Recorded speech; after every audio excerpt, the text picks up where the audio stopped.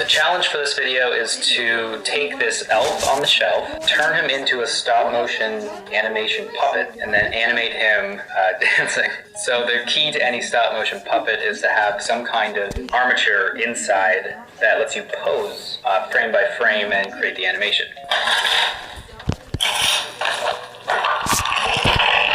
So the more advanced version of this is to have, a professionally made ball and socket armature, but I don't have that ability, so I'm gonna use wire. And the most basic of armatures will just have wire all inside. But I'm gonna take it one step more advanced and use these blocks that I have. And this is a chest block and a hip block, and what it'll let me do is join them with wires, and I can put wires in these holes, screw them in, tighten them, and these will hold the wires together inside the puppet. So I really don't know what's going to happen inside of this guy. I just got to open him up.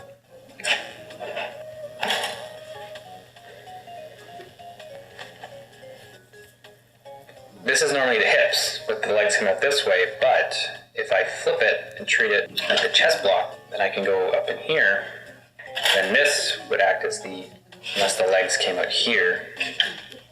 So this is just problem solving right now. It's always better to have a plan than to wing it.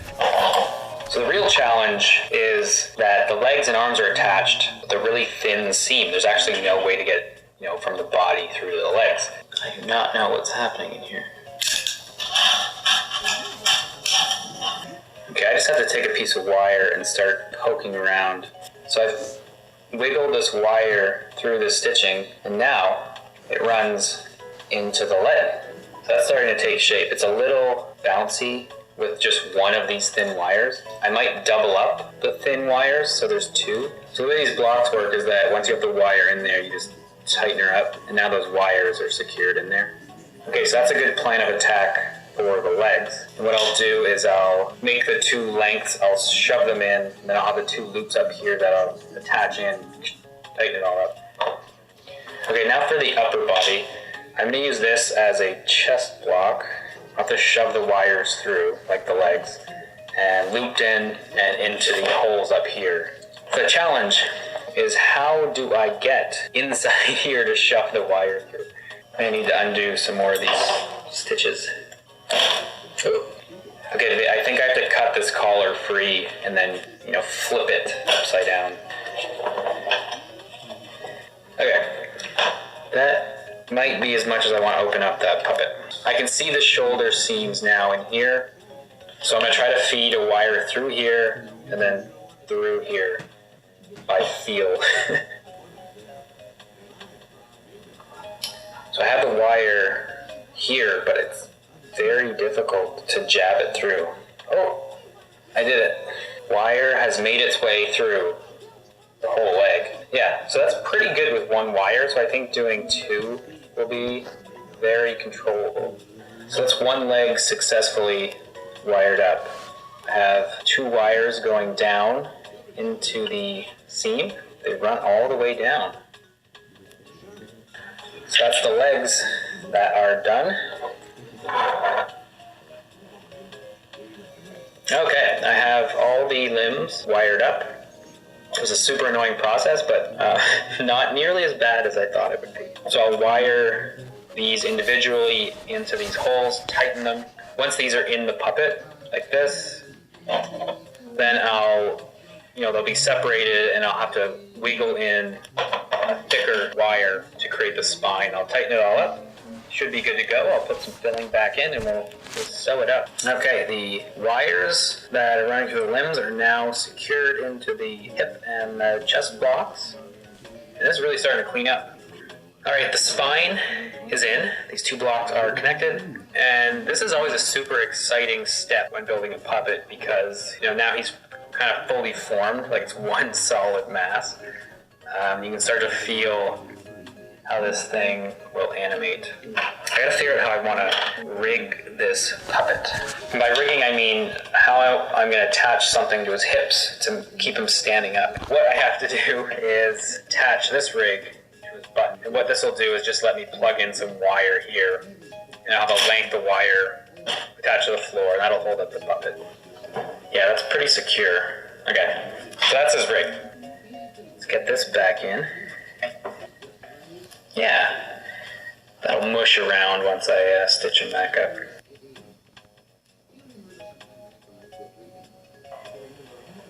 Gotta plump them up. Here it is, the final Elf on the Shelf stop motion puppet. It looks exactly how it started, which is perfect. That's what I want. I have no idea if I can animate some funny dancing with this, but let me give it a shot. Let's animate it. Here's a quick look at my animation setup. You can see it's pretty small. I don't need that much space. I have the camera here, nice and low. I have the elf puppet supported by this single wire rig, which isn't the greatest, but I think it'll work. Yeah, I just sit here, animate the puppet, and I can see what I'm doing on my laptop there. That's pretty much it. Let's animate. As I'm animating this human puppet, every frame I'm starting with the hips. So my first move is to get those hips over. And then once I get the hips in place, then I work outward and worry about the rest of the body. So I'll make sure the legs are in place, then I'll move the upper body, then I'll move the head, and then I'll work outward through the arms down to the hand. So every frame is just that routine of starting with the hips and moving outward. So here's the finished floss dance, and I've made it loop back into the start so I can just play on forever. And I'm pretty happy with it. I think it's okay. There's a lot of things I would fix if it were a better puppet and I had better rigging. But I think for the quality of the puppet, I think it's pretty good. This one is called the hype dance or the shoot dance, something like that, and I'll play it right now. So you can see it has quite a bit of life to it. I really like this one.